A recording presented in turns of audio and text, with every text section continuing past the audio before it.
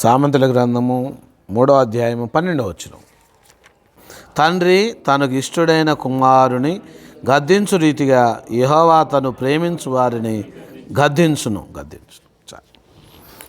చిన్న ప్రార్థన చేసుకుందాం. అందరం కూడా మోకరిస్తే దేవుని సన్నిధిలో మనం చిన్న ప్రార్థన, దేవుని సహాయాన్ని మనం కోరుకుందాం. ప్రేమగల తండ్రి, వందనాలు. మహోన్నత దేవుడా, సర్వాధికారి, సర్వకృపలకు దాతవైన దేవ, అబ్రహాం, ఇస్సాకు, యాకోబుల దేవుడా, యెహోషువ దేవుడు, దావీదు దేవుడు, అనేక మంది భక్తులకు వారి జీవితాలకు దేవుడు అయినారు. వారిని అంతగా ప్రేమించి మీ భక్తి మార్గం నడిపించి వారు మీకు కుమారులుగా జీవిస్తూ వచ్చారు. మీరు వారికి తండ్రిగా ఉన్నారు, దేవుడుగా ఉన్నారు. అయ్యా, నీ యెహోవా నీవే మాకు తండ్రివి, మేము కుమ్మరి చేతిలో మంటి వంటి వారమని వారు ఒప్పుకుంటూ వచ్చారు. అయ్యా, మీరే మాకు తండ్రివి, మీరే మాకు దేవుడు, మీరే మాకు సర్వస్వం, మీరే మాకు సమస్తమై ఉన్నారు తండ్రి. వందనాలు, స్తోత్రాలు. మధ్యాహ్న సమయం ప్రభువా మిమ్మల్ని ఆరాధించాం. మిమ్మల్ని ఆరాధించడం, గణపరచడంలో మాకు సహాయపడినందుకు స్తోత్రాలు. కారణం తండ్రి, మమ్మల్ని అంతగా ప్రేమించిన తండ్రివి, దేవుడు మరొకరు లేరు ఈ లోకంలో. మా తల్లిదండ్రులైనా, మా సహోదరులైనా, స్నేహితులైనా, మరి ఎవరైనా ఈ లోకంలో తండ్రి మమ్మల్ని అనేక సార్లు విడిచిపెట్టినారు.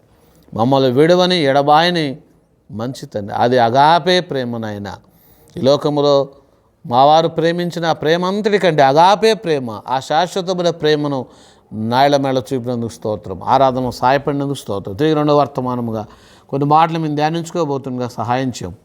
మీ దీనదాసుని నేను కాదు ప్రభా, నా మాటల ఆలోచనలు అన్నీ కాదు, తొలగించి మీ మాటలు నాకు దయచేయమని, చదువుని భాగాన్ని దీవించమని, ఆస్వాదించమని మహాగణుడైన యేసు ప్రభు నామములో ప్రార్థించి వేడుచున్నాము తండ్రి, ఆమెన్.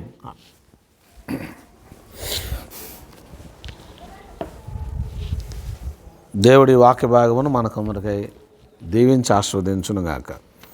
ఈరోజు అన్న చెప్పినట్లుగా ప్రత్యేకమైన రోజు.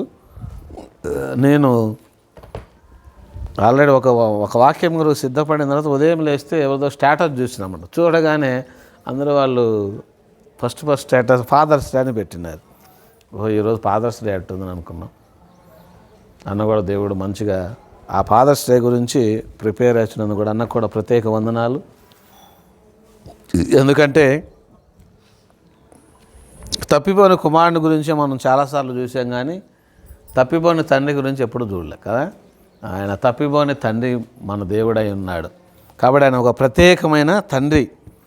మనం ఆయన్ను తండ్రిని తలంచుకుంటే పిల్లలకు నిజంగా ఏమవుతుంది? తండ్రి ప్రేమను నిజంగా గుర్తించే కుమారులైతే వాళ్ళ కళ్ళ వెంబడి నీళ్లు తిరుగుతాయి.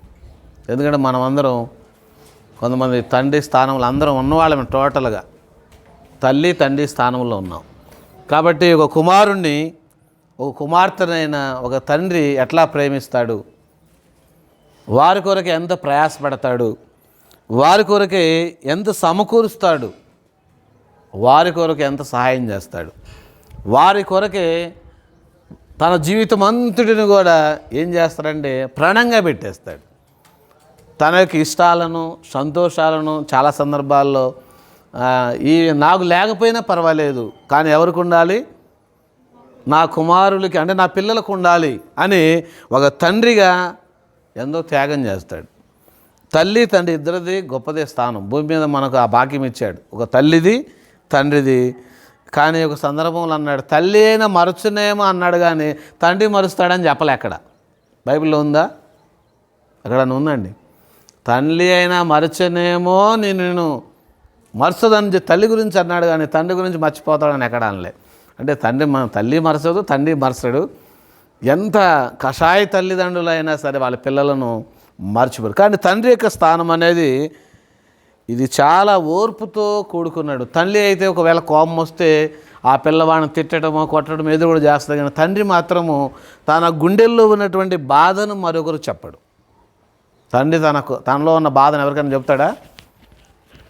ఒక్కొక్కసారి షేర్ చేసుకోలేడు. కొన్ని షేర్ చేసుకోలేని ఉంటాయి, పంచుకోలేని ఉంటాయి. తండ్రి ఆ బాధను తానే దిగమింగుకుంటూ కూడా పైకి చాలా సంతోషంగా, ఆనందంగా కనపడుతుంటాడు. ఇది తండ్రి పాత్ర. భూలోకంలో తండ్రికి ఉన్న స్థానము అది గొప్పది. అది తల్లి మించినటువంటి ఆ పాత్ర స్థానము దేవుడు తండ్రికి ఇచ్చాడు. కాబట్టి తనలో ఎన్నో బాధలు ఉంటాయి, కానీ అది సొంత భార్యతో కూడా చెప్పడు, పిల్లలతో చెప్పడు, తోటివారు కూడా ఎవరికి చెప్పకుండా అవి తానే నములుకుంటూ మింగుకుంటూ ఈ బండిని లాగిస్తూ ఉంటాడు. అది తండ్రికి ఒక్కడికే సాధ్యమవుతుంది. తల్లికి కోపం వస్తే 4 తిట్టో 4 కొట్టో ఏదో ఒకటి చేసి గందరగోళం చేస్తాడు, కానీ తండ్రి అలా చేయడు. ఎందుకంటే తండ్రి స్థానం అంత గొప్పదిగా ఉంది అనేది. కాబట్టి తప్పిపోయిన తండ్రి గురించి ఇక్కడ మనం గుర్తు చేసుకుంటున్నాం. అన్న గుర్తు చేశాడు. అయితే సామెతల గ్రంథంలో 3వ అధ్యాయంలో 12వ వచనంలో ఒక మాట చదువుకున్నాం. తండ్రి, చదవండి ఎవరైనా, చదువుకుందాం లేదా అందరూ చదవండి. తండ్రి తనకు ఇష్టడైన కుమారుని గద్దించు రీతిగా యెహోవా తను ప్రేమించు వారిని అందరినీ గద్దించును. తండ్రి తనకు ఇష్టడైన కుమారుని గద్దించు రీతిగా యెహోవా తాను ప్రేమించు వారిని యెహోవా అంటే మన తండ్రి. ఆయన యెషయా గ్రంథంలో రాయబడిన 43వ అధ్యాయంలో 44వ అధ్యాయంలో ఉంటుంది. యెహోవా నీవే మాకు తండ్రివి, నీవు తప్ప మారు వేరొక తండ్రే లేడు, ఎందుకంటే నీవు కుమ్మరివాడవయ్యా అన్నాడు. ఎవరంట? మన తండ్రి కుమ్మరివాడు. ఈ లోకంలోనికి రూపురేఖలు చేసి మనల్ని భూలోకంలో పడవేసినాడంటే ఆ తండ్రి భాగ్యమే. ఈ లోకంలో పుట్టించినాడంటే మనం ఇంత అందంగా ఉన్నామంటే మనకు అవయవాలన్నీ నిర్మాణం చేసి ఒక గుడ్డివారుగానో కుంటివారుగానో చేయకుండా మనకు అన్ని అవయవాలతో చేసి ఇట్లా చేశాడు. వాళ్ళు అనుకుంటారు కొంతమంది గుడ్డివారు కుంటివారు, అయ్యో వీళ్ళకందరికీ అన్నీ ఉన్నాయి మాకు లేవు అనుకుని. ఆయన ఆ నిర్మాణకుడు ఆయనే. కాబట్టి ఒక మంచి కుమ్మరిగా, ఒక మంచి తండ్రిగా మళ్ళీ ఏం చేశాడు ఆయన అంటే మంచిగా ఈ లోకంలో జన్మింపజేసిన మహాతండ్రి ఆయన. ఈ లోకంలో శరీర సంబంధమైన తండ్రి ఉన్నాడు, ఆయన స్థానం కూడా చాలా గొప్పదే. కానీ అంతకంటే మించింది ఆ పరలోకపు తండ్రి స్థానం. ఆ తండ్రి ఎంత గొప్పవాడు అనంటే తాను అందరినీ ప్రేమిస్తున్నాడంట, కానీ ఒక్కోసారి గద్దిస్తూ ఉంటాడు. తండ్రి ఏం చేస్తాడు? గద్దిస్తాడు. గద్దించినప్పుడు మాట విన్నాడు అనుకోండి, కుమారుడు ఏమవుతాడు? బాగుపడతాడు. ఒక రోజున రీసెంట్గా ఒక వారం క్రితమే ఒక మాట విన్నాను నేను, ఆశ్చర్యం అన్నమాట. తనకు ఒక కుమారుడు ఉన్నాడు, ఒకడే ఒక కుమారుడు ఉన్నాడు. ఆ తండ్రి ఆ కుమారుని గురించి చాలా బాధపడుతున్నాడు, ప్రార్థన చేస్తున్నాడు. ఎందుకంటే ఆ కుమారుడు మాట వెంటలు దాదాపు 17 ఇయర్స్కి వచ్చాడు. అంటే 17 ఇయర్స్ అంటే దాదాపు ఏం చదువుతుంటాడు? ఫస్ట్ ఇయర్ అట్లా చదువుతున్నాడు. ఫస్ట్ ఇయర్ చదువుతున్నాడు, సెకండ్ ఇయర్లోకి వచ్చాడేమో. ఆయన అంటాడు, నా కుమారుడు నా మాట వింటలేదు, అయ్యో నేనేం చేయాలి, మా కుమారుడు కోసం ప్రార్థన చేయండి అని ఆ తండ్రి వాపోతాడు. రియల్ ఇది కథ కాదు, ఇది ఆయన చెప్తా ఉన్నాడు. నా కుమారుడు నా మాట వింటలేదు, అయ్యో నా కుమారుడు కోసం ప్రార్థన చేయండి, ఏం చేయాలి అని దిక్కుదోసిన స్థితిలో అడుగుతూ ఉన్నాడు. అందరిని అడిగితే ఆ దేవుడు అంటే ఆయన కూడా గుర్తు చేశాడంటే, ఏం గుర్తు చేశాడంటే, నీవు అదే వయసులో మీ తండ్రి మాట విన్నావా అన్నాడు. తను ఏమంటున్నాడు? దేవుడు ఆయనకు బైబిల్ చదువుతూ ఉంటే వాక్యోపదేశం అన్యులకు కాదు, మనకే. ఆ తండ్రికి దేవుడు గుర్తు చేశాడంటే ఏమనంటే, అదే వయసులో నీవు నీ తండ్రి మాట విన్నావా? ఆ తండ్రి కూడా బతికే ఉన్నాడు. ఇప్పుడు తండ్రి బతుకున్నాడు, ఈయన తండ్రి బతుకున్నాడు, ముగ్గురు కనపడుతూనే ఉన్నారు. మీ తండ్రి చెప్తా ఉంటే విన్నావా అంటే ఆ కుమారుడు అంటే ఇప్పుడు మీ మాట విన్నావా అంటే ఇప్పుడు ఆయన ఏమవుతాడు? తాత అవుతాడు కదా. అదే నిజమే, మా నాన్న మాట నేను వినలేదు. అదే వయసులో మా నాన్న నాకు చెప్తే ఇంటర్మీడియట్లో నేను ధిక్కరించుకుంటూ వెళ్ళినాను, నా చదువుని ఆపేసుకున్నాను. కానీ ఇప్పుడు అంటాడు, నేను ఆ రోజున కనుక మా నాన్న మాట నేను వినుంటే నా కొడుకు ఈరోజు నా మాట వినేవాడు. ఇది రియల్ సంఘటన అండి. ఆ కుమారుడు, ఆ తండ్రి ఇప్పుడు వాపోతున్నాడు, అయ్యో ఏడుస్తూ ఉన్నాడు. నిజంగా నేను నా తండ్రి మాట కనుక ఆ రోజు విని ఉంటే నా కుమారుడు నా మాట వినేవాడు, ఈరోజు నా మాట వినేవాడు. అయ్యో దేవుడా నన్ను క్షమించు, దేవుడా నన్ను క్షమించని దేవుడి దగ్గర ప్రాధాయపడుతున్నాడు. ప్రాధాయపడతామంటే దేవుడు మరి ఆ కుమారుని మార్చాలి. కాబట్టి ఈ కాలంలో పిల్లలు ఎట్లా ఉన్నారంటే మనకు బాగా తెలుసు. ఎట్లున్నారు మన పిల్లలంతా? ఈ కాలం అంతా, ఇది జనరేషన్ అంతా చాలా చేంజ్ అయిపోయింది, చాలా చేంజ్ అయ్యాం. ఇందులో ఎట్లున్నామంటే ఇప్పుడు పిల్లలను అట్లా కదిలిచ్చేటట్లేదు. ఒక 2 రోజుల క్రితం ఒక సంఘటన, తన తండ్రి హాస్టల్లో పంపించాడు కదా, తన పిల్లోడిని చూసే ఉంటారు మీరు, చూసారుగా. హాస్టల్ పంపించాలంటే బార్బర్ గాడికి తీసుకుపోయి కటింగ్ చేయమన్నాడు. వాళ్ళ పిల్లవాడు అన్నాడంట, వాడు 6th క్లాస్ 7th క్లాసే. వాళ్ళ తండ్రి చెప్పాడు వీడికి మొత్తం మంచి కటింగ్ చేయమంటే, లేదు నాకు స్టైల్ కటింగ్ కావాలంట పిల్లోడు. స్టైల్ కటింగ్ అని అంటే వాడికి సైగ చేసినాడు, మొత్తం గుండు కొట్టి మామూలుగా బాగా దగ్గర కొట్టేయనంట. ఆ కటింగ్ చేయించుకు కిందకి దిగి వచ్చిన తర్వాత ఏం మాట్లాడలేదంట వాళ్ళ తండ్రితో. మా నాన్న నాకు స్టైల్ కటింగ్ కొట్టించమంటే ఈ స్టైలింగ్ కొట్టి ఈ కటింగ్ కొట్టించాడని ఇంటికి పోయినాడు. సైలెంట్గా ఎవరితో మాట్లాడలేదంట, వాళ్ళ అమ్మతో నాన్న ఎవరితో మాట్లాడాలి. వెళ్ళి పురుగుల మందు తాగాడు. పురుగుల మందు తాగేసి 6th 7th క్లాస్ చదివాడు. తాగేసి బయటకు వచ్చేసాడు. కొంత సమయానికి నోట్లోంచి నురుగులు పడినాయి, చనిపోయినాడు. మన తెలంగాణలో జరిగింది, ఎక్కడో కాదు. ఇది చిన్న విషయం. ఏమిటది? స్టైల్ కటింగ్ కొట్టించలేదని పోయి పురుగుల మందు తాగాడు, తాగిపోయి చనిపోయినాడు. అంటే పిల్లలు ఎట్లా ఉన్నారంటే ఎవరిని ఏమీ అనేటట్టు లేదుగా ఉన్నట్టుంది. కానీ ఈరోజు ఒకరోజు మనం మన తల్లిదండ్రుల మాట వినుంటే మనకి పరిస్థితులు వచ్చేవి కాదు. అంతే. తండ్రి ప్రేమించే వాళ్ళని గద్దిస్తూనే ఉంటాడు. గద్దిస్తూ ఉంటే ఇప్పుడు ఆ తండ్రి ఇందాక చెప్పిన ఆ యొక్క స్టోరీలో ఆ తండ్రి చేతులు ఎత్తి, అయ్యా నేను వాళ్ళ నాన్న దగ్గరకు పోయి, ఆయన దాదాపు 70 సంవత్సరాలు ఉంటే ఆయన దగ్గరికి వెళ్ళి ఆయన పాదాలు పట్టుకొని ఏడుస్తున్నాడు. నానా, ఒకరోజు నువ్వు చెప్తే నేను వినలేదు, అదే ఇంటర్మీడియట్లో ఇప్పుడు నా కొడుకు అదే పరిస్థితి వచ్చింది, నన్ను క్షమించు. ఆయన పాదాలు పట్టుకొని దిక్కు పోయి అరిచేటట్లు కలుస్తా ఉన్నాడు గట్టిగా. అయ్యా నన్ను క్షమించు నాన్న, నా కొడుకు ఈరోజు కావడానికి కారణం నేనే ఆ కారణం, నన్ను క్షమించమని తండ్రి దగ్గర వేడుకుంటున్నాడు. ఆ తండ్రి క్షమిస్తాడా ఇప్పుడు? అంటే ఈయన తాత అవుతాడు, వాళ్ళ తాత క్షమిస్తాడా? క్షమిస్తాడు ఆ తండ్రి. అయ్యా క్షమించాను, నీ కుమారుడు కోసం ప్రార్థన చేద్దాం, వాడు చేంజ్ అవుతాడు. ఎందుకంటే నువ్వు క్షమించమని నా దగ్గరకు వచ్చావు కాబట్టి నీ కుమారుడు కూడా మార్చబడతాడు, క్షమిద్దామని చెప్తా ఉన్నాడు. ఎందుకు చెప్తున్నామంటే ఈనాడు పిల్లల సంగతి ఎట్లా ఉందంటే తల్లిదండ్రులుగా వారి కొరకు ఎన్ని సమకూర్చినా ఎంత చేసినా కానీ వాళ్ళందరూ కూడా సాతానుకు బానిసలైపోతున్నారు. చాలా విచారకరమైన సంఘటన. వాళ్ళు దేవునితో లేదా దేవునికి ఎంతగా మనం దగ్గరగా చేయాలని ప్రయత్నం చేస్తామంటే వాళ్ళంతరుగా లోకానికి, ఇందాక పొలం అంటే లోకానికి సాదృశ్యంగా ఉంది, ఆ లోకానికి దగ్గరగా అయిపోతున్నారు. దేవుని ఇంటిని విడిచి పొలంలోకి వెళ్తున్నారు. పొలంలో ఉన్నవాడు ఇంటి దగ్గర ఉండాల్సిన వాడు, ఇద్దరు కూడా వాళ్ళిద్దరు పొలానికి వెలుపలే ఉన్నారు, ఇంటికి వెలుపలైన ఉన్నారు, ఇద్దరు కుమారులు కూడా. కాబట్టి మన పిల్లలను ఇంటికి సమీపంగా చేయాలి. మనం ఎక్కడ చేయాలి? దేవుని ఇంటికి సమీపంగా చేయాలి. ఎందుకంటే దేవుని ఇంటిలో ఎప్పుడో ఒకసారి ఖచ్చితంగా దేవుడు మాట్లాడి వాళ్ళు మార్చబడతారు. ఇది సత్యం. ఇది వెలుపల కనుక ఉన్నారనుకున్న పొలంలో వాళ్ళు మార్చపడలేరు. పొలంలో ఉంటే ఏమవుతాడు? మార్చపడలేడు. అదే దేవుని ఇంటిలో ఉన్నాడు అనుకోండి, ఏదో ఒక రోజు దేవుని వాక్యమో దేవుని పాట ఎవరో ఏదో ఒకటి ఎంతోమంది వస్తుంటారు ఇక్కడ కదా, ఎంతోమంది దేవుని సేవకులు వస్తారు, పరిచారకులు వస్తారు, వాక్యం చెప్తూ ఉంటారు. ఏదో ఒక వాక్యం వానికి మెదడుకు తాకిద్ది, అంతే. తాకిందంటే చేంజ్ అయిపోతాడు. అందుకే దేవుని ఇంటికి మనం వాళ్ళ సమీపంగా చేయాలి చిన్నప్పుడు. ఎందుకంటే మనం ప్రేమించే వాళ్ళమైతే మన పిల్లలను దేవుని ఇంటికి సమీపంగా చేస్తే వాడు పొలంలోనికి పోడు. వాడిని పొలంలోనికి పోకుండా దేవుని ఇంట్లో పెంచామంటే దేవుని చాలామంది అయ్యా మా వాడు బాగానే వచ్చాడు, ఎప్పుడు దాకా వచ్చాడు? 10th క్లాస్ వరకు బాగానే వచ్చినాడు, 10th అయిన తర్వాత చేంజ్ అయిపోయినాడు అని చెప్తాం. మనం చెప్పి ఇవన్నీ 10th వరకు బాగానే ఉంటారు, 10th తర్వాత అసలు కథ ఉంది. ఆయన తండ్రి మాత్రం వాడు 10th అయినా ప్రేమిస్తాడు, ఇంటర్ అయినా ప్రేమిస్తాడు, డిగ్రీ అయినా, ఎంతవరకైనా తండ్రి బ్రతికున్నంత కాలం తన కుమారుడికి బాధ్యత ఉండదు. ఆ బాధ్యత నా తండ్రి భరిస్తుంటాడు. తల్లి ఉన్నంత కాలము ప్రేమ అర్థం కాదు, తండ్రి ఉన్నంతకాలం బాధ్యత అర్థం కాదు పిల్లలకి. తండ్రి కనుక లేకపోతే ఆ బాధ్యత ఏందో అర్థమైంది. ఎందుకంటే ఆ బాధ్యత భారం అంతా తను 2 భుజాల మీద వేసుకొని భరించుకుంటూ పోతూ ఉంటాడు. మా తండ్రి అయితే మేము చదువుతుండగా మధ్యలోనే మా నాయన మీరు లాభం లేదని ఆయన బాధ్యత మా మీద పడేసాడు. మా చదువులో మధ్యలోనే ఆయన బాధ్యత పడేసాడు. ఆ బాధ్యత అంతా మేము భరించాల్సి వచ్చింది. కాబట్టి తల్లిదండ్రులుగా మన పిల్లలకు బాధ్యతలు కూడా నేర్పాలి. వారిని మనం ప్రేమిస్తున్నందుకే వారికి బాధ్యత ఏంటో, కుటుంబం ఏంటో, దేవుని మన ఇంట్లో ఉంటేందో దేవుని ఇంట్లో ఏందో ఈ విషయాలు మనం వారికి చెప్పాలి. తల్లిదండ్రులు మన బాధ్యత. ఈ రోజులు అన్నీ వాళ్ళు తెలుసుకుంటారనుకుంటున్నాం, అసలు చెప్పడానికి టైం లేదు వాళ్ళు. కానీ మనం చెప్పాలి. ఒక తండ్రిగా మనం వాళ్ళకి అన్నీ విడమర్చి చెప్పినప్పుడు వాళ్ళకి అర్థమవుతాయి. వాళ్ళకి అర్థమయ్యి ఓహో ఇది మా నాయన పడుతున్న కష్టం, ఇది మా అమ్మ చేస్తున్నటువంటి ప్రయాస అనేటువంటి పిల్లలకు అర్థం కావాలి. అందుకే ఇక్కడ తండ్రి ఎప్పుడు తన పిల్లలను ప్రేమిస్తాడు. ప్రేమించడం మీద గద్దించాలి, వాళ్ళని ఒక్కోసారి గద్దించాలి, అవసరమైతే కొట్టాలి కూడా.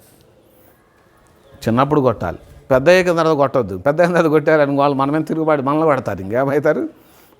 ఒక 16-17 ఏళ్ళ వరకు వాళ్ళను గద్దించవచ్చు, కొట్టవచ్చు. తర్వాత మాత్రం వాళ్ళని గట్టిగా గద్దించి ప్రేమతో వాళ్ళకి అర్థమయ్యేటట్టు చెప్పాలి. అప్పుడు వాళ్ళకి అర్థమవుతుంది.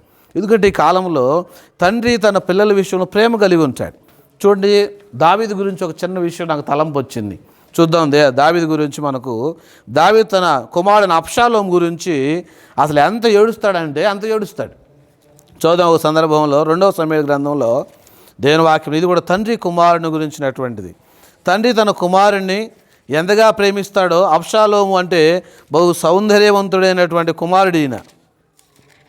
చదువుదాం, ఒక మాట చదువుదాం తన గురించి. కానీ ఆయన ఇంటిలో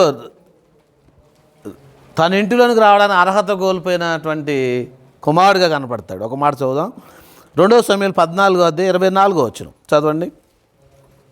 2వ సమూయేలు గ్రంథం 14:24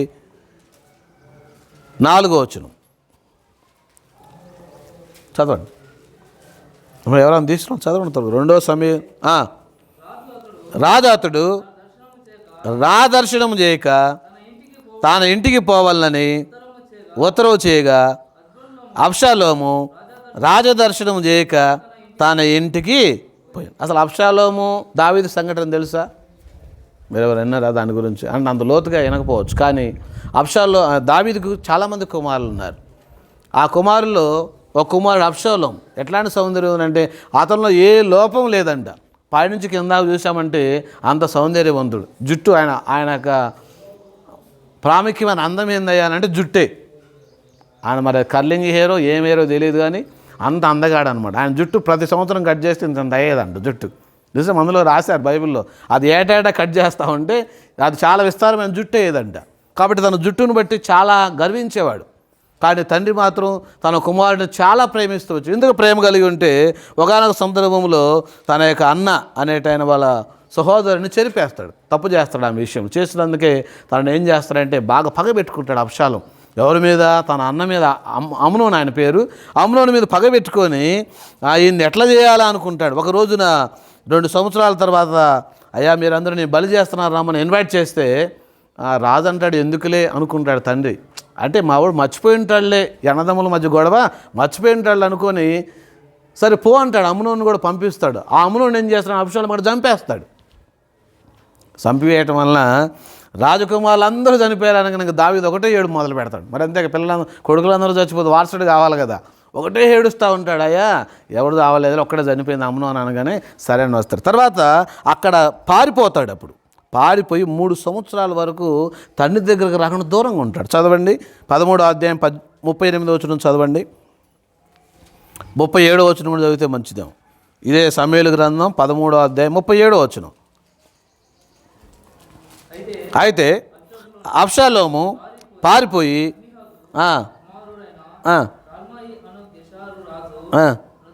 నదు చేరును.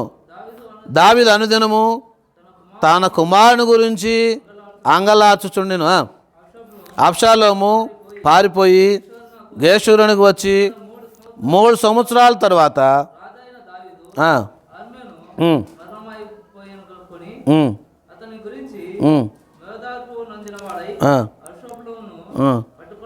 పట్టుకోవాలన్న ఆలోచన మానెను. మొదటి వచనం కూడా చదువు.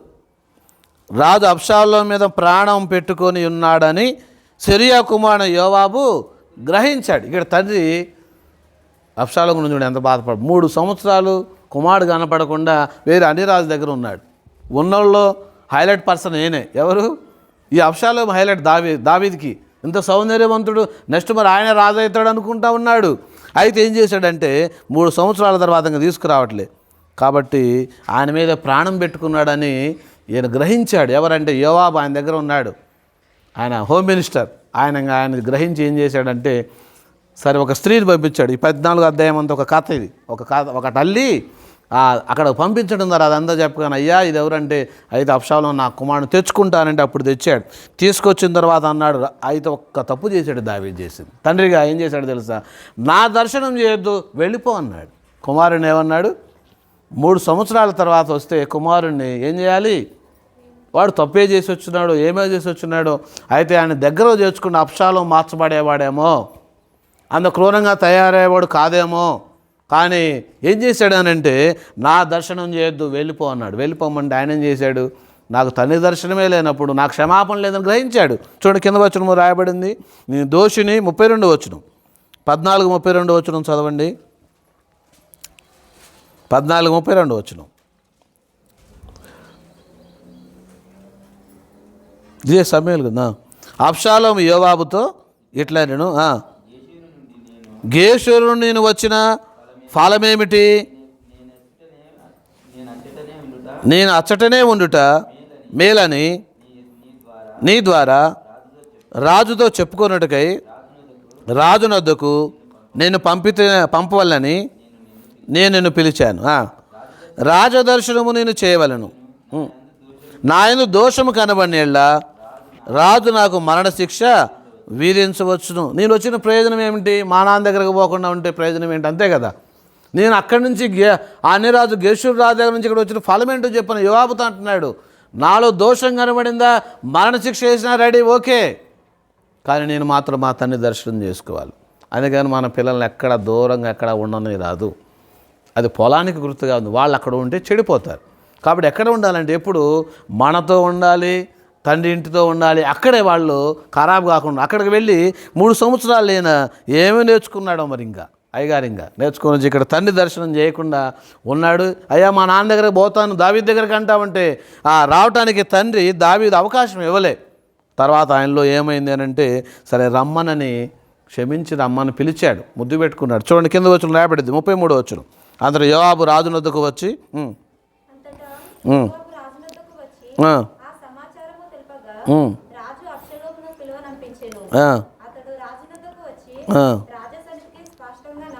సాష్టాంగ నమస్కారం చేయగా రాజు అబ్షాలోమును ముద్దు పెట్టుకొనేను. క్షమించాడు. అయ్యా ఇక నుంచి మంచిగా బతుకు, ఇప్పుడు 3-4 ఏళ్ళు నేను ఇల్లు వదిలిపెట్టి మీ సొంత అన్ననే చంపేస్తున్నావు, ఏమేమి చేసావు, అవన్నీ నేను క్షమించేస్తున్నాను, నువ్వు ఇక నుంచి మంచిగా ఉండమని రాజదర్శనం చేసుకుంటే, మా నాన్నే నన్ను క్షమించాడు కదా అని ఇంకా వెర్రబీగుతా వచ్చాడు. ఇంకేం చేసినాడు? అసలు నేనే రాజును అనుకుని 15వ అధ్యాయంలో ఏం చేసిండు తెలుసు అంటే, ఆయన ముందు ఊదేవాళ్ళ అసలు ఇశ్రాయేలు ప్రజలందరూ ఆయన తట్టు తిప్పేసుకున్నాడంట. తిప్పేసుకున్న తర్వాత ఇట్లా పోతా ఉన్నాడు. అప్పుడు ఇంక దావీదు ఏం చేశాడు? కుమారుణ్ణి ఎదురాడి చంపలేక పారిపోతున్నాడు. ఎట్లా? చెప్పులు కూడా లేకుండా, పాదరక్షలు లేకుండా రాయబడింది 30వ వచనంలో, 15:30లో. కాలి నడుకున పాదరక్షలు లేకుండా ఒలివల కొండ ఎక్కుచు, అయ్యో ఏంటి నాకు ఈ గతి కుమారుడు గురించి అని దావీదు ఏడ్చాడు. దావీదు యొక్క జీవితం మనకు చాలా శ్రేష్టమైన నేర్పిస్తాయి, నేర్చుకోవాలి దావీదు దగ్గర. ఎందుకంటే తన కుమారులను పెంపే విషయంలో, తన కుమార్తెలను పెంచే విషయంలో దావీదు చాలా సందర్భాలు తప్పిపోయినాడు. కాబట్టి తను తప్పిపోయినాడు, తన యొక్క కుమారుల విషయంలో తప్పిపోయినాడు. ఇక్కడ అదే కనబడుతుంది. అందుకే ఇంకా ఆ కుమారుడు దగ్గర నుంచి ఇక్కడ ఉంటే మంచిది కాదు, ఆయిల్ని విడిచిపెట్టి వెళ్ళిపోతున్నాడు, తన రాజ్యాన్ని విడిచిపెట్టి వెళ్ళిపోతున్నాడు. ఈ రోజుల్లో పరిస్థితి అదే. ఏమవుతుంది తల్లిదండ్రులు తెలుసా? ఒక మంచి ఇల్లు కట్టించేస్తే ఆ తల్లిదండ్రులు ఆ పిల్లలకి ఇల్లు ఇచ్చేసి వాళ్ళు లేకపోతే ఎక్కడో ఉంటున్నారు, ఎక్కడ వేసుకుంటున్నారు. కొంతమంది అనాథ హాస్టల్లో పడేస్తున్నారు. ఆ ఊళ్ళో ఒకళ్ళు ఉన్నారు, 2 కొడుకులు. వాళ్ళ కోసం ఎట్లాంటి బిల్డింగ్ కట్టించారు తెలుసా? 3 అంతస్తుల బిల్డింగ్ కట్టించారు వాళ్ళ కోసం, వాళ్ళ తల్లిదండ్రులు కట్టించారు. ఇప్పుడు కోడళ్ళు వచ్చిన తర్వాత ఏం చేశారంటే, ఇది పెద్దోడికి ఇది చిన్నవాడు కాడంగానే ఏం చేశారంటే, మా దగ్గర మీ ముసలివాళ్ళు ఉండటానికి వీల్లేదని పెట్టారు. పెట్టేటప్పటికి ఏం చేశారు? వాళ్ళగా మంచిది నమస్కారం అని అవతలకి వీళ్ళు ఒక జాగ్ కొనుక్కొని మళ్ళీ ఒక 2 గంటలు అందులో ఒక మంచి ఇల్లు కట్టుకున్నారు. ఇప్పుడు వాళ్ళు అక్కడ కుమారుడు వ్యతిరేకత చేస్తే తల్లిదండ్రులు పారిపోతున్నారు. ఇప్పుడు దావీదు పరిస్థితి అదే అయింది. మనకు సంభవించింది, అప్పుడు సంభవించింది అంతే. రాజ్యాన్ని వదిలిపెట్టేసేసి ఈ కుమారుడు నన్ను ఎక్కడ చంపుతాడో, లేకపోతే ఎదురాడితే నాతో ఉన్న సైన్యం వాడిని ఎక్కడ చంపుతారో, నా కుమారుడు బ్రతకాలి అనేటువంటి ఆలోచన కలిగి ఉన్నాడు. కాబట్టి ఎదురాడి కుమారుడిని చంపటలే. కానీ పిల్లలైతే తల్లిదండ్రులు చంపడానికి తిరుగుబాటు చేస్తున్నారు. తిరుగుబాటు చేయటమే కాదు, అసలు ఎట్లా కొడుతున్నారని అట్లా జరుగుతూ ఉన్నాయి. భూమి మీద చాలా విషయాలు జరుగుతున్నాయి మన కళ్ళ ఎదుట. అయితే ఇక్కడ దావీదు తలగప్పుకొని పాదరక్షలు లేకుండా అంటే చెప్పులు లేకుండా ఏడ్చుచూ కొండ ఎక్కిపోయినాడు, బాధపడతా ఉన్నాడు. తండ్రిని ఎప్పుడు కూడా గుర్తుపెట్టుకోండి, తండ్రి కన్నీళ్ళలో కన్నీరు తీసుకురాకూడదు. మనం ఎవరైనా సరే, మనం తండ్రులమై ఉన్నాం, మన పిల్లలు కూడా అదే. ఒక తండ్రి తన కుమారుని గురించి మూర్ఖంగా ప్రవర్తిస్తున్నప్పుడు ఏడవకూడదు. ఆ బిడ్డ కొరకే ప్రార్థన చేస్తుంటాం, కానీ తండ్రికి కన్నీళ్ళు తీసుకొచ్చే కుమారుడుగా ఉండకూడదు. ఏ కుమారుడు కూడా తండ్రి కళ్ళల్లో కన్నీళ్ళు తీసుకురాకూడదు. దావీదుకి అదే తెచ్చాడు అబ్షాలోముకు తీవ్రమైనటువంటి అది జరగటానికి కారణం ఏమిటంటే తండ్రిని ఏడ్పించేవాడుకున్నాడు. తండ్రి ఎప్పుడు కూడా ఆయన ప్రేమిస్తూనే ఉన్నాడు. ఇంకా నా దర్శనం చేసుకుని నా దగ్గరున్న నా కుమారుడు నువ్వు ఇంత సౌందర్యవంతుడు కదని తన మీద ఎన్ని రకాల ప్రేమ చూపినా ఆ ప్రేమనంతా దుర్వినియోగం చేసుకున్నాడు. చూస్తే ఇక్కడ తర్వాత ఏం జరిగింది, 16వ అధ్యాయంలో 17వ అధ్యాయంలో చూస్తే యుద్ధం జరుగుతూ వచ్చింది. యుద్ధానికి వచ్చినారు. అప్పుడు అంటాడు, వెళ్ళేటప్పుడు ఏం చెప్తారో తెలుసా అంటే, అయ్యా నా కుమారుడైన అబ్షాలోము గురించి జాగ్రత్త, ఎవడు చంపొద్దు అని అంటాడు. వెళ్ళే సైన్యం అంతా ఊరుకుంటారా? అసలు వాడి నుంచే మేమంతా ఈ విధంగా అడవులు పాలైనాం, నీ ఒక్క కొడుకు కోసం మేమందరం అడవులు పావలు కావాలని దొరికినాడు. ఇంకా ఎక్కడ దొరికినాడు? ఆ చెట్టుకు మస్తకీరక్షం కింద చెట్టు కింద పోయినాడు అయ్యగారు. ఆ కంచెరగాడి దెక్కిపోతా ఉంటే ఆ జుట్టు అంతా కర్లింగ్ హెయిర్, ఉంగరాల జుట్టు ఏమో ఆ చెట్లకు కొమ్ములు చిక్కుకొనిందంట. ఈ గాడిద వెళ్ళిపోయింది. ఇంకా ఆ చెట్ల మధ్యలో ఎలాడుతూ ఉన్నాడు.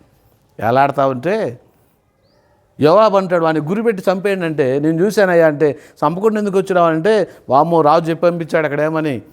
అబ్షాలోమును కనుక చంపినాడంటే ఊరుకుంటాడా? సౌలును చంపినాడంటేనే ఊరుకోలే దావీదు, శత్రువును చంపినాడంటేనే ఊరుకోలే. నేను చూశాను కళ్ళారంటే, నువ్వు ఎట్లా చూసావో, నువ్వు ఎట్లా చంపినావరా అని అక్కడ సమాచారం తెచ్చిన వాడిని చంపేసినాడు. అట్లా సొంత కొడుకుని చంపితే ఊరుకుంటాడు దావీదు? ఎవడు కూడా భయపడి అందరూ చంపడానికి ఒప్పుకోలే.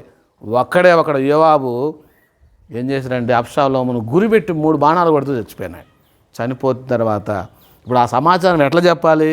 అందరూ చిన్నగా వస్తున్నారు, మెల్లగా వచ్చారు సమాచారం చెప్పడానికి. అయ్యా బతుకున్నాడు అబ్షాలోము అని అంటే అందరూ ఆ బాలుడు ఉన్నట్టుగానే చాలా ఇండైరెక్ట్గా సమాధానం దావీదుకి చెప్తే దావీదు ఏడపడం మొదలుపెట్టాడు. చూడండి ఏమంటాడు, 33వ వచనం రాయబడింది. అబ్షాలోము బతుకున్నాడా అని అడుగుతారు. 33వ వచనం 18వ అధ్యాయం చదవండి, 18:33.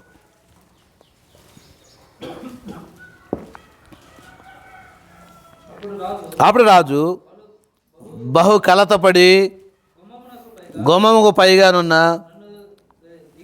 గదికి ఎక్కిపోయి ఏడ్చుచు సంచరించుచు, నా కుమారుడా అబ్షాలోమా అబ్షాలోమా అని కేకలు వేయచ్చు, అయ్యో నా కుమారుడా, నీకు బదులుగా నేను చనిపోయిన ఎడల ఎంత బాగుండును, నా కుమారుడా అబ్షాలోమా. చూడండి ఎట్లా ఏడుస్తున్నాడు. ఏమని ఏడుస్తా ఉన్నాడు?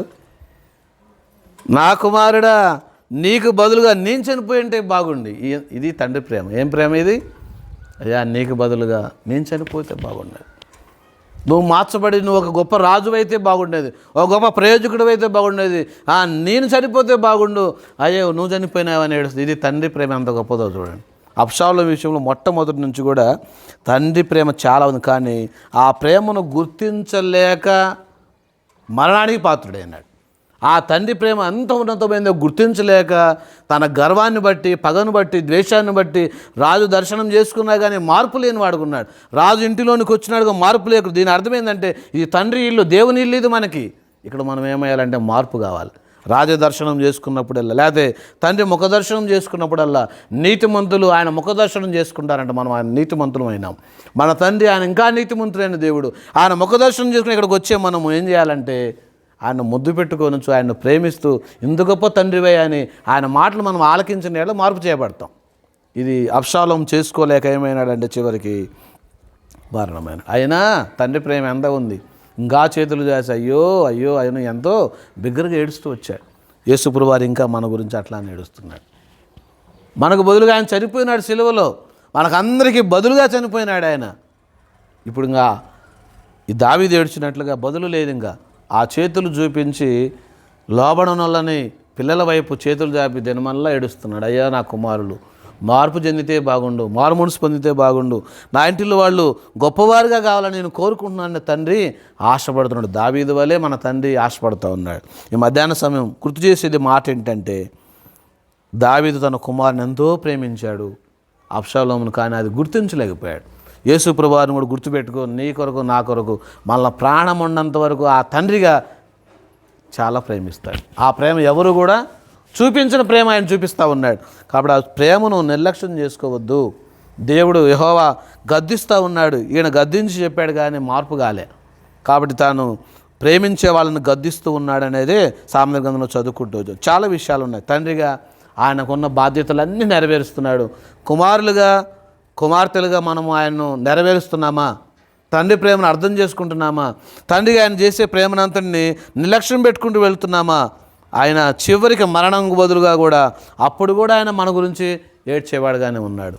కాబట్టి ప్రేమైన దేవుని బిడ్డలారా, మన తండ్రి అంత గొప్పవాడుగా ఉన్నాడు కాబట్టి మనం ఏం చేస్తున్నాం చూడండి. ఒక మాట హెబ్రీ పత్రికలో మన ఆత్మలకు తండ్రి అయిన దేవుడు అంటాడు. హెబ్రీ 12:9 చదువుదాం. హెబ్రీయులకు రాసిన పత్రిక 12:9. హెబ్రీయులకు రాసిన పత్రిక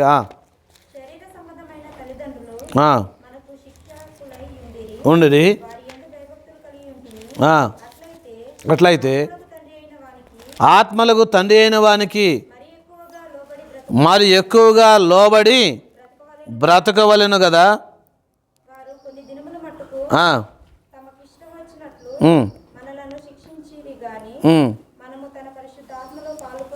తన పరిశుద్ధతలో పాలు పొందవల్లని మన మేలు కొరకే ఆయన. కాబట్టి మనం మన శరీర సమ తల్లిదండ్రులైన వారికి తండ్రికి మనం భయపడుతూ వాళ్ళు శిక్షించినప్పుడు అది ఎంత ఎవరి కొరకంటే మేలు కొరకే అంటున్నాడు. శిక్షకులై ఉన్నారు, వాళ్ళు శిక్షిస్తూ ఉంటారు, గద్దిస్తూ ఉంటారు. ఇది మంచిది కాదు ఈ మార్గం, ఎందుకంటే లోకంలో అన్నీ చూశారు కాబట్టి ఇది మంచిది కాదని చెప్తే మనం వినాలి. అది మనం చెప్పిన మన పిల్లలుగా వినాలి. వాళ్ళు వింటే, ఎందుకంటే వారు మరి ఎక్కువగా లేకపోతే మన మేలు కొరకే, ఎవరికో మేలు కొరకే అంట తండ్రి తన కుమారుడు మేలు కొరకే చెప్తా ఉంటే కుమారుడు వినకుండా పోతే అబ్షాలోము పరిస్థితి అది. అయినా తన కుమారుడు గురించి ఏడుస్తూనే ఉన్నాడు, బాధపడుతూనే ఉన్నాడు. ఈ మధ్యాహ్న సమయం దేవుడు మనకు హెచ్చరిక చేసే మాట, మన తండ్రిగా మనం ప్రేమిస్తున్నాము, మన కుమారులుగా వాళ్ళు కూడా దేవుని మాట, మా తండ్రి అనేటువంటి మాటను వినినప్పుడు వాళ్ళు గొప్ప మేలు దీవెన పొందేవారు ఉంటారు. అందుకనే మనకు తండ్రి అనేవాళ్ళు ఒక్కళ్ళే ఉన్నారు. చూడండి ఏమంటాడు కొరింథీ పత్రికలో, కొరింథీయులకు రాసిన పత్రిక 1 కొరింథీ 4:15. 1 కొరింథీ 4:15. బోధకులు అనేక మంది ఉంటారు కానీ తండ్రి ఒక్కడే ఉంటాడంట. 1 కొరింథీయులకు రాసిన పత్రిక 4:15.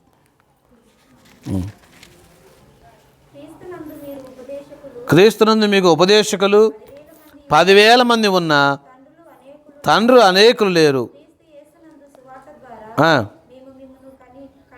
కంటిని మీరు నన్ను పోలి నడుచుకున్న వారై ఉండవాలని మిమ్మల్ని బతిమాలుకొనుచున్నాను. కాబట్టి యేసు ప్రభులో ఉపదేశం చెప్పేవాళ్ళు 1,000 మంది ఉంటారు, తండ్రులు ఎంతమంది ఉంటారు? ఒకటే ఉంటాడు. కాబట్టి ఆ తండ్రిని సంఘాన్ని విడిచి ఎక్కడికి వెళ్ళకూడదు. ఇక్కడ ఆయన అందుకే మిమ్మల్ని కన్నాను కాబట్టి క్రీస్తు సువార్త ద్వారా మీరందరూ కాబట్టి నా ఉండి తండ్రులుగా ఆ స్థానాన్ని మీరు భర్తీ చేయాలనేది గుర్తు చేస్తూ ఉన్నాడు. కాబట్టి తండ్రి స్థానం మనకి ఇచ్చాడు. ఇక్కడ ఆయన మన తండ్రిగా ఆయన ఉన్నాడు, ఆయన మనల్ని ప్రేమిస్తున్నాడు, మనల్ని గద్దిస్తున్నాడు. కాబట్టి మనం కూడా మన పిల్లల విషయంలో వాళ్ళని ప్రేమించాలి, గద్దించాలి, చక్కని త్రోవలు నడిపించాలి. దేవుడు తన మాటలు దీవించును గాక. ఆమెన్.